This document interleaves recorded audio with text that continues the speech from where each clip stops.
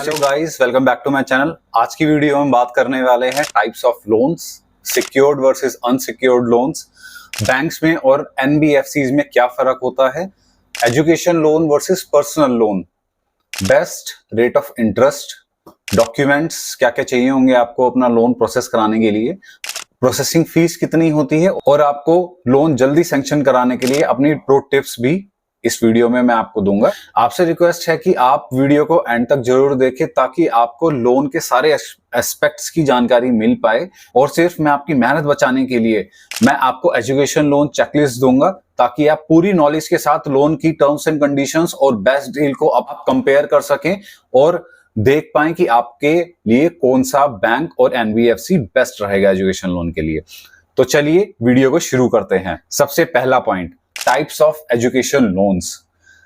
इसके अंदर आते हैं हमारे प्राइवेट बैंक्स जैसे कि एक्सिस बैंक हो गया, कोटक बैंक हो गया, एक्सेट्रा। उसके बाद आते हैं गवर्नमेंट बैंक्स जो कि एजुकेशन लोन देते हैं, जिनके अंदर आता है Punjab national bank, bank of Baroda, etcetera. उसके बाद आती है NBFCs, non banking financial companies. Example के लिए एवांस हो गया, एचडीएफसी क्रेडिला हो गया और एक्सेट्रा। सेकंड पॉइंट आता है secured versus unsecured loan. Secured का वर्ड से ही हमें समझ आ जाता है कि सिक्योर्ड लोन का मतलब होता है जिसमें कि आप एक कोलेटरल देते हैं बैंक को, जिसमें कि आपकी प्रॉपर्टी हो सकती है, जिसमें बैंक आपके प्रॉपर्टी पेपर्स को अपने पास रख लेता है और आपको फिर आपका लोन अमाउंट देता है। अनसिक्योर्ड लोन का मतलब होता है कि बैंक आपसे कुछ भी चीज नहीं लेता, वो आपकी प्रोफाइल चेक करेगा, आप कहां पढ़ने जा रहे हैं, आपको कितना लोन चाहिए, कितना लोन अमाउंट चाहिए, उसके बिहाफ पे आपसे बिना कोई चीज को गिरवी रख के आपको लोन प्रोवाइड करता है। अब आते हैं तीसरे पॉइंट पे, education loan versus personal loan. मेरे केस में जब मैं रिसर्च कर रहा था तो कई बैंकर्स ने मुझे ऑफर किया कि आप सर एजुकेशन लोन क्यों ले रहे हैं, आप पर्सनल लोन ले लीजिए।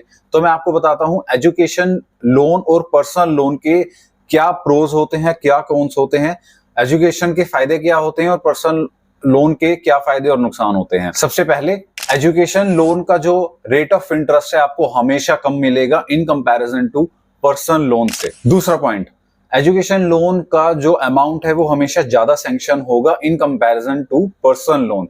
पर्सनल लोन में आपकी प्रोफाइल मैटर करती है जिसके बिहाफ पे आपको एक लिमिटेड अमाउंट मिलेगा, लेकिन एजुकेशन लोन पे एक मोटिव होता है कि बच्चा बाहर पढ़ने जा रहा है, उसका अमाउंट फॉरेन कंट्री में जा रहा है तो वहां पे उसको ज्यादा अमाउंट की यूसेज होगी। अब आते हैं मोरेटोरियम पीरियड पे। एजुकेशन लोन के अंदर मोरेटोरियम पीरियड आपको दिया जाता है। ज्यादातर केसेस में बच्चों को अगर उनका 2 साल का कोर्स है तो उनको कोर्स की ड्यूरेशन चाहे वो 2 साल है या 3 साल है प्लस 6 मंथ से लेके 1 साल के बीच का टाइम ड्यूरेशन मिलता है, जिसका मतलब एग्जाम्पल के लिए अगर आपका 2 साल का कोर्स है तो आपको 1 साल एक्स्ट्रा मोरेटोरियम पीरियड मिल जाएगा। मोरेटोरियम शब्द का मतलब कि आपको उस दौरान कोई भी पैसा ईएमआई नहीं पे करनी होती है बैंक को और आप आराम से अपनी पढ़ाई पूरी करके जॉब लेके उसके बाद आपको फुल ईएमआई स्टार्ट होती है जो बैंक आपसे कलेक्ट करता है। पर्सनल लोन में जो एक नुकसान होता है वो ये होता है कि सबसे पहली बात तो उसका रेट ऑफ इंटरेस्ट बहुत हाई रहेगा। दूसरा, पर्सनल लोन की जो ईएमआई है वो आपकी नेक्स्ट डे से ही स्टार्ट हो जाएगी, वो भी फुल ईएमआई। फॉर एग्जाम्पल, अगर आपका एजुकेशन लोन 20 लाख का है और आप एक दूसरी साइड पर्सनल लोन 20 लाख रुपए का लेते हैं तो आपकी जो एजुकेशन लोन पे इस 3 साल के मोरेटोरियम पीरियड पे जो ईएमआई बनेगी वो मे भी हो सकती है 2000, 3000, 5000 रुपए। लेकिन यहीं अगर हम पर्सनल लोन पे 20 लाख रुपए का लोन लेके अपना पेमेंट देते हैं तो आपकी जो ईएमआई नेक्स्ट मंथ से ही स्टार्ट होगी वो होगी 70,000, 80,000 depending on your loan duration. इसीलिए एजुकेशन लोन में मोरेटोरियम पीरियड एक बहुत ही ज्यादा वैल्यूएबल फैक्टर होता है पर्सनल लोन के कंपैरिजन। पढ़ाई के दौरान ये पॉइंट काफी ज्यादा मैटर करेगा क्योंकि आपका दिमाग पढ़ाई पे ज्यादा फोकस होना चाहिए इंस्टेड ऑफ कि आप ईएमआई पे फोकस करो कि मुझे पूरी ईएमआई भरनी है बैंक की अपनी। आगे बढ़ते हैं नेक्स्ट पॉइंट पे जो कि है डॉक्यूमेंट्स। एजुकेशन लोन में बहुत सारे आपसे डॉक्यूमेंट्स मांगता है बैंक, जिसके अंदर आपके खुद के डॉक्यूमेंट्स होंगे, आपके कोई एप्लीकेंट्स के डॉक्यूमेंट्स होंगे in comparison to personal loan. Personal loan में बेसिकली बैंक के पास आपकी ऑलरेडी एक प्रोफाइल होती है जिस बेसिस पे वो आपकी सारी वेरिफिकेशन करके आपको इंस्टेंटली पर्सनल लोन प्रोवाइड कर देते हैं बहुत ही कम टाइम ड्यूरेशन के अंदर। लेकिन एजुकेशन लोन के अंदर आपके जो को एप्लीकेंट होते हैं उनके डॉक्यूमेंट्स, आपके डॉक्यूमेंट्स, ये सारे वेरीफाई होते हैं। एजुकेशन लोन में आपको को एप्लीकेंट को दिखाना ही पड़ता है क्योंकि बैंक की नजर में आप पढ़ने जा रहे हो बाहर फॉरेन कंट्री में, कमाने नहीं जा रहे हो, जिसकी वजह से को एप्लीकेंट जो कि आपके मदर, फादर, ब्रदर जो भी आपसे बड़े हैं, जो कि अर्निंग है, वो उस ड्यूरेशन के अंदर जो ईएमआई के लायबल होंगे उनको को एप्लीकेंट कहते हैं और उनकी फाइल को साथ में एजुकेशन लोन में लगाया जाता है। एजुकेशन लोन का प्रोसेस थोड़ा ज्यादा लंबा होता है in comparison to personal loan. जैसे कि मैंने आपको बताया, पर्सनल लोन के सारे डॉक्यूमेंट बैंक के पास ऑलरेडी होते हैं, लेकिन एजुकेशन लोन के लिए पूरी जीरो से आपकी फाइल तैयार होती है, जिसमें कि आपका पूरा बैकग्राउंड चेक होता है, आपके क्रेडिट स्कोर को चेक किया जाता है और आपके डॉक्यूमेंट्स और जहां पढ़ने जा रहे हैं वहां की भी पूरा का पूरा क्रॉस वेरिफिकेशन होता है। मेरा कंक्लूजन, बहुत सारे बैंकों से बात करने के बाद मुझे यही समझ आया कि एजुकेशन लोन इज बेटर, क्योंकि इसमें ज्यादा मॉरिटोरियम पीरियड मिलता है, इसमें आपको कम रेट ऑफ इंटरेस्ट देना पड़ेगा और इसका सैंक्शन अमाउंट भी आपको ज्यादा मिलता है। पर्सनल लोन में आपको इतना अमाउंट नहीं मिल पाता। नेक्स्ट पॉइंट पे मूव ऑन करते हैं, प्रोसेसिंग टाइम। मैं अपने एक्सपीरियंस को शेयर करूं, जैसे ही मेरा कॉलेज का ऑफर लेटर मेरे पास आ गया था, मेरे को उसके बाद अप्रॉक्स 1 महीना लगा था बिकॉज ऑफ डॉक्यूमेंटेशंस, और इसके अंदर मेरा डॉक्यूमेंटेशन वेरिफिकेशन हुई थी, उसके बाद मेरा केवाईसी हुआ था, मेरा सैंक्शन हुआ, फिर मेरा डिसबर्समेंट हुआ। इस सारे प्रोसेस में मुझे 1 महीना आराम से लग गया था। प्राइवेट बैंक्स और गवर्नमेंट बैंक्स में टाइम ज्यादा लगता है इन कंपैरिजन टू एनबीएफसीज, क्योंकि एनबीएफसीज टोटली फोकस होती हैं आपकी एजुकेशन लोन को प्रोवाइड करने में, और private banks and government banks के पास और भी बहुत सारे अलग अलग काम होते हैं, जिसकी वजह से आपका एजुकेशन लोन प्रोसेस थोड़ा सा ज्यादा टाइम ले लेता है in comparison to NBFC banks. अब जैसे कि थोड़ी रिसर्च के बाद मुझे समझ आया कि गवर्नमेंट बैंक जो है सबसे बेस्ट इंटरेस्ट रेट और best facilities and terms and conditions provide करते हैं, जो कि एक स्टूडेंट के लिए ज्यादा बेनिफिशियल होती हैं। इस फोकस में रख के सारी टर्म्स एंड कंडीशंस को गवर्नमेंट बैंक्स डिजाइन करते हैं। लेकिन वहां पे एक नॉन कोलैटरल लोन अगर आप लेने जा रहे हैं तो सिर्फ 7.5 लाख का ही वो आपको लोन देंगे, उसके ऊपर आप कोई भी अमाउंट लेते हैं तो आपको कोलैटरल देना पड़ता है। वेयरएज अगर आप एनबीएफसीज में जा रहे हैं, आप वहां पे 1 करोड़ तक का लोन बिना कोलैटरल दिए अपना सैंक्शन करवा सकते हैं, आपकी प्रोफाइल पे डिपेंड करता है। अब बात करते हैं डॉक्यूमेंट्स की।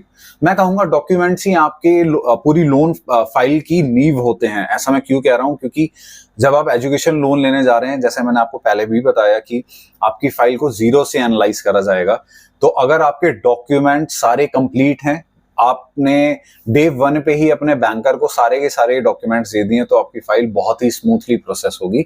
और आपके जो डॉक्यूमेंट्स इसके अंदर होते हैं वो सारे के सारे जाते हैं लोन क्रेडिट टीम के पास, जो कि इनको पूरा एनालिसिस करते हैं। इन सभी डॉक्यूमेंट्स के एक रेफरेंस मैं स्क्रीन पे आपको डाल दूंगा, जिनके अंदर स्टूडेंट एप्लीकेंट्स के फोटोज, पासपोर्ट्स, आइडेंटिफिकेशन डॉक्यूमेंट जैसे आधार कार्ड, पैन कार्ड, उसके बाद आपने जो भी इंग्लिश टेस्ट क्लियर किया है, आइल्स हो सकता है, टोफल हो सकता है, जीआरई हो सकता है, आपका ऑफर लेटर आ जाता है, आपकी बैंक स्टेटमेंट, अगर आप सैलरीड हैं तो आपकी सैलरी स्लिप्स ही मांग सकते हैं वो। और को एप्लीकेंट्स के जो डॉक्यूमेंट्स होते हैं वो होते हैं photos, passport, present address proof चाहिए होता है, identification, Aadhaar, PAN card, salary certifications, bank statement, income tax related documents जैसे कि आईटीआर हो गई आपके पिछले 3 सालों की। अब मूव करते हैं नेक्स्ट पॉइंट पे, लोन प्रोसेसिंग फीस, जिसको ओरिजिनेशन फीस भी कई बैंक बोलते हैं, दोनों सेम ही होती हैं। मैं आपको एक प्रो टिप दूं तो ये नेगोशिएबल होती है। बेसिकली जितना भी आप अमाउंट का लोन, एजुकेशन लोन अपना सैंक्शन करवा रहे हैं, उसका कुछ परसेंटेज होता है जो कि प्रोसेसिंग फीस बैंक लेता है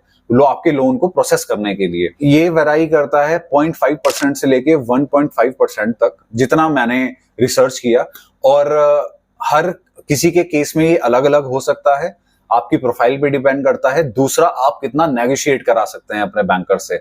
अब आते हैं नेक्स्ट पॉइंट पे, जो कि है लोन इंश्योरेंस। अगर मेरे से कोई भी बच्चा पूछता है कि क्या मुझे लोन इंश्योरेंस लेना चाहिए, मैं उसको बिल्कुल रिकमेंड करता हूं और मैं सजेस्ट करता हूं कि आपको लोन इंश्योरेंस जरूर लेना चाहिए।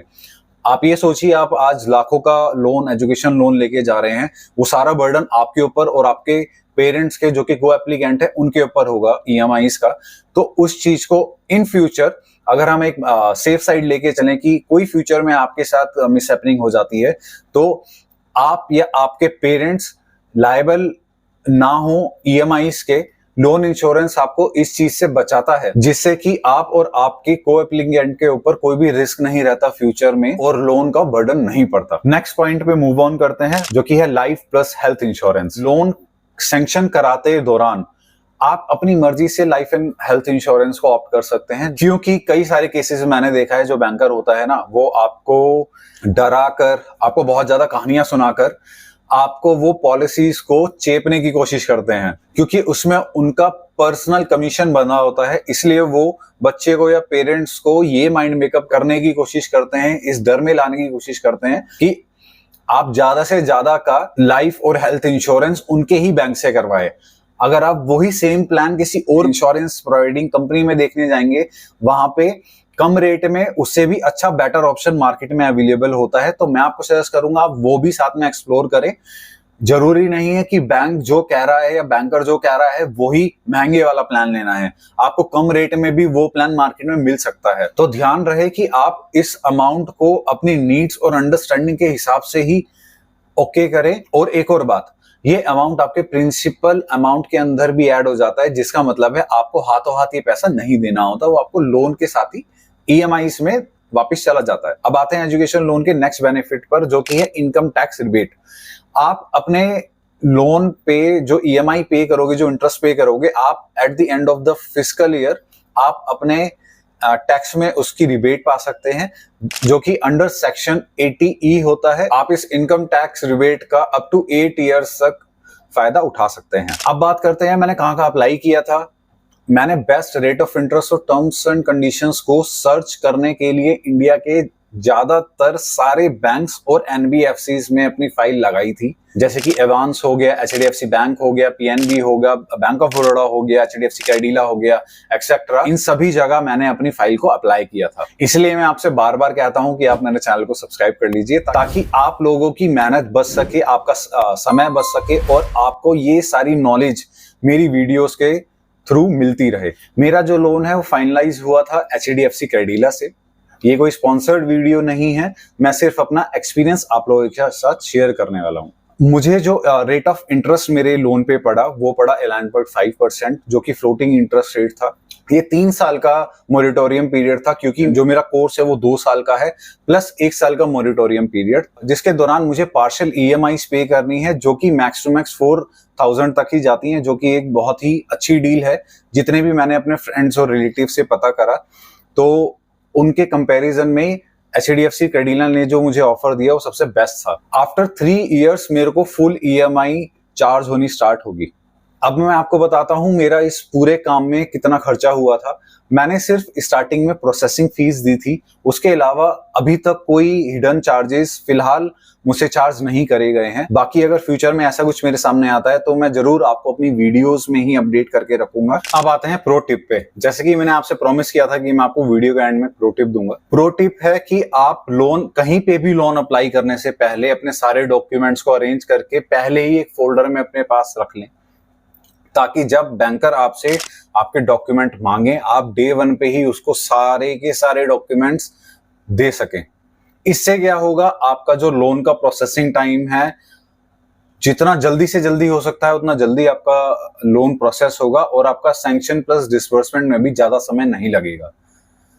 मेरे केस में जो डिले आए थे बीच में, वो डॉक्यूमेंट्स की वजह से ही आए थे, क्योंकि इसमें बीच में कहानी क्या हुई थी कि मेरे डॉक्यूमेंट्स बैंकर लेता था, बैंकर अपने क्रेडिट टीम को डॉक्यूमेंट्स शेयर करते थे, वहां से कोई न्यू डॉक्यूमेंट की डिमांड आती थी, फिर वो बैंकर मुझे कम्यूट करते थे कि आपको ये डॉक्यूमेंट प्रोवाइड करना पड़ेगा, जिसकी वजह से मेरे लोन में थोड़ा सा डिले आया था। तो मैं चाहता हूं आप ये चीज को रिपीट ना करें और आप जल्द से जल्द अपना लोन को प्रोसेस करवा लें। अगर आपको कोई भी डाउट हो, कोई भी क्वेश्चन हो, आप नीचे कमेंट सेक्शन में जरूर पूछें। आपका कमेंट नेक्स्ट आने वाली वीडियो के अंदर फीचर भी हो सकता है। मैं आपके लिए उस टॉपिक पे पूरी डिटेल्ड वीडियो बनाऊंगा।